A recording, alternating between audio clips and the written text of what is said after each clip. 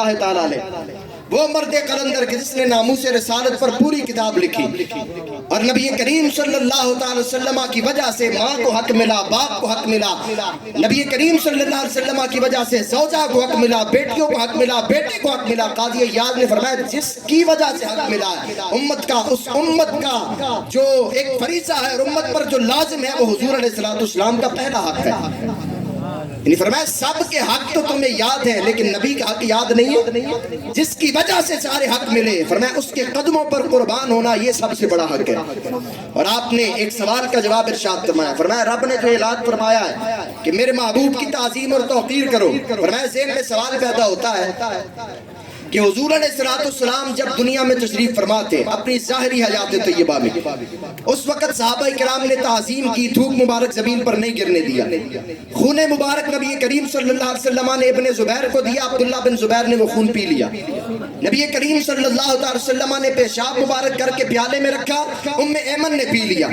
نبی کریم صلی اللہ علیہ وسلم کے سامنے ابو دجانہ نے جھک کر سارے اپنے جسم پر تیر کھا لیے، اور پھر ایسے لگتے تھے جیسے کانٹوں والی سہ ہوتی ہے۔ میں نبی کریم صلی اللہ علیہ وسلم کے سب سے بہترین اور مخلص صحابی حضرت ابوبکر صدیق کے منہ پر لوگوں نے جوتیاں ماری،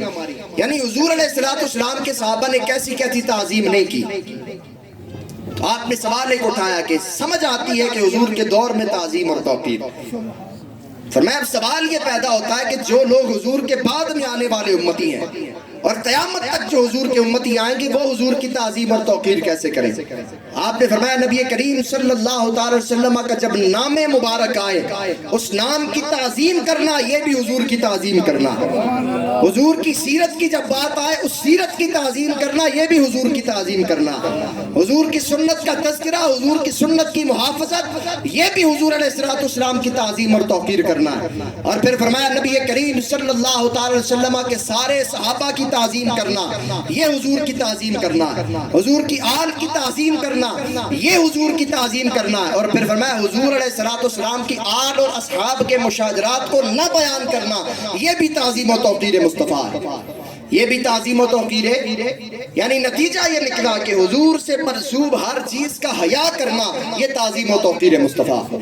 یہ حضور کی تعظیم اور توقیر ہے۔ جناب صدیق اکبر کی عزت پر پہرا دینا حضور کی عزت پر پہرا دینا، فاروق اعظم کی عزت پر پہرا دینا حضور کی عزت پر پہرا دینا، جناب عثمان غنی کی عزت و ناموس پر مر مٹنا حضور کی عزت پر پہرا دینا، حضرت علی المرتضیٰ شیر خدا تاجدار حل عطا مولا علی مشکل کشا حیدر کرار کی عزت پر پہرا دینا حضور کی عزت پر پہرا دینا، اور حضرت امیر معاویہ پر کسی کتے کو بھونکنے نہ دینا یہ بھی حضور کی عزت و تعظیم پر پہرا دینا، جناب ابو سفیان پر کسی کو زبان تان دراز نہ کرنے دینا یہ بھی تعظیم و توقیر مصطفیٰ ہے۔ حضرت وحشی بن حرب جو آخری صحابی رسول ہیں اور ایک لمحہ صرف حضور علیہ السلام کی زیارت کی، فرمایا ان کی عزت و تعظیم کرنا یہ بھی تعظیم و توقیر مصطفیٰ ہے۔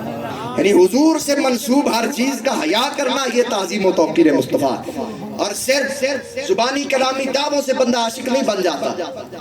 زبانی کلامی دعووں سے بندہ عاشق نہیں بن جاتا۔ خادم صاحب فرما رہے تھے ایک مرتبہ شفا شریف کے یہ اسباق چل رہے تھے، استاد نے فرمایا جی داتا صاحب ایک مرتبہ ہم کسی مقصد کے لیے بیٹھے تھے، دھرنا دیا ہوا تھا، احتجاج ریکارڈ کروا رہے تھے، گھنٹے دو گزرے تو ایک مولوی صاحب نے کان میں کہا جی چلیے، استاد نے فرمایا بھی کدھر چلیے بھئی بس اتنا ہی کچھ ہوتا ہے، استاد فرماتے ہیں اب تمہارے ساتھ میں زیادہ نہیں چل سکتا کیونکہ جو مزاج تم میرے سامنے رکھ رہے ہو یہ صدیق اکبر کا مزاج نہیں ہے، یہ فاروق اعظم کا مزاج نہیں ہے، یہ عثمان غنی مولا علی اور یمامہ والے ان شہداء کا مزاج نہیں ہے۔ فرمایا اگر میدان میں آگے ہو فتح ہو یا پھر شکست ہو، غازی بنو یا شہید بنو، فرمایا میدان چھوڑ کر نہیں جانا۔ استاد نے پھر اعلان فرمایا ہمارا مزاج وہ ہے جو نبی کریم صلی اللہ علیہ وسلم کے پیارے صحابی حضرت خالد بن ولید کا مزاج تھا۔ بسم اللہ الرحمن الرحیم، من خالد بن الولید الى رستم و مہران ومالا الفارس والسلام علی من اتبع الہدى اما بعد فإنا ندعوكم الى الاسلام فإن ابیتم فإنما انا قوم يحبون الموت كما يحب الاعاجم الخمر۔ فرمایا چاہے وہ صدیق اکبر غزوہ بدر میں جائیں چاہے میدان احد میں صحابہ موجود ہوں، چاہے خندق میں موجود ہوں، چاہے حنین میں موجود ہوں، چاہے یمامہ میں موجود ہوں، چاہے امام اعظم کا جنازہ جیل سے اٹھے، چاہے امام احمد بن حنبل کو گھوڑوں سے باندھ کر ان کو کوڑے مارے جائیں، چاہے غازی ملک ممتاز حسین قادری شہید رحمت اللہ تعالی علیہ آپ کو تختہ دار پر لٹکا دیا جائے، حضور قبلہ امیر المجاہدین کو تیسری منزل سے دوسری منزل سے گھسیٹا جائے، جیل میں ظلم کیا جائے، اور پھر غازیان اسلام پر ظلم ہو، علماء کرام کو جیل میں شہید کیا جائے، تم کیا سمجھتے ہو جذبہ کم ہو جائے گا؟ لب پر نعت پاک کا نغمہ کل بھی تھا اور آج بھی ہے، میرے نبی سے میرا رشتہ کل بھی تھا اور آج بھی ہے، بتلا دو گستاخ نبی کو غیرت مسلم زندہ ہے، دین پہ مر مٹنے کا جذبہ کل بھی تھا۔ لبیک یا رسول اللہ لبیک لبیک لبیک یا رسول اللہ لبیک لبیک لبیک یا رسول اللہ لبیک لبیک لبیک یا رسول اللہ لبیک لبیک لبیک یا رسول اللہ لبیک لبیک لبیک یا رسول اللہ لبیک لبیک لبیک یا رسول اللہ لبیک لبیک لبیک یا رسول اللہ لبیک۔ اور کئی لوگوں کو ابھی تک سمجھ نہیں آ رہی، حضور قبلہ استاذ مکرم زندہ تھے، غازی ملک ممتاز حسین قادری شہید رحمت اللہ تعالی علیہ زندہ تھے، اس وقت بھی منافقین نے باتیں کی، غازی صاحب رحمت اللہ تعالی علیہ کا جنازہ ہوا، جنازہ دیکھ کر بھی منافقوں نے باتیں کی،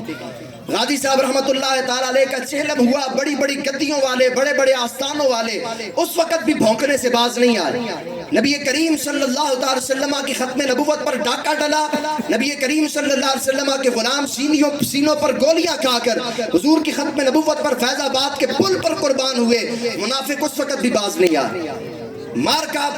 وزیر آباد میں لگا، مارکا فیض آباد میں ہوا، یا پھر یہ تازہ حویلیاں میں یہ منافق باز نہیں آئے، نہ تو نسل یزید کی ختم ہوئی ہے، نہ نسل جناب اس عبداللہ بن ابی کی ختم ہوئی ہے،